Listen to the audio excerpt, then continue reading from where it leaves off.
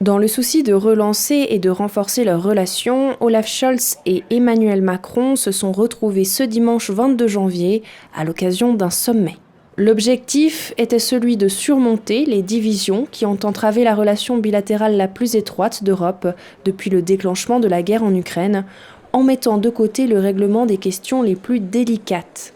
Les deux gouvernements ont célébré le 60e anniversaire du traité d'amitié signé par le français Charles de Gaulle et l'allemand Konrad Adenauer, un événement qui aurait dû avoir lieu en octobre, mais qui a été reporté en raison de divergences sur des questions allant de la politique énergétique au marché public de la défense. La France et l'Allemagne ont signé une déclaration commune indiquant qu'ils prévoyaient de faire avancer les initiatives conjointes liées à un char de combat principal, aux programmes spatiaux, ainsi qu'au développement de la production d'hydrogène et des technologies de batterie. Notre objectif est le même, c'est bien celui d'une Europe plus souveraine, plus unie, plus solidaire, maîtrisant pleinement son destin. Macron a déclaré que les deux pays s'accordaient sur la nécessité pour l'Union européenne de trouver des fonds pour réaliser des investissements verts dans le secteur industriel en réponse aux subventions américaines en faveur de l'énergie verte dans le cadre de la loi de Washington sur la réduction de l'inflation. De façon vague, les deux pays ont évoqué un éventuel travail sur une refonte du marché de l'électricité de l'Union européenne, la France invoquant des progrès urgents à inscrire dans le contexte de son vaste projet d'énergie nucléaire.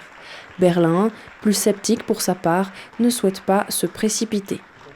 Dans le contexte de la guerre en Ukraine, M. Macron a ouvert la porte à une participation de la France au projet de mise en commun des capacités de défense aérienne entre l'Allemagne et plus d'une douzaine d'autres pays européens.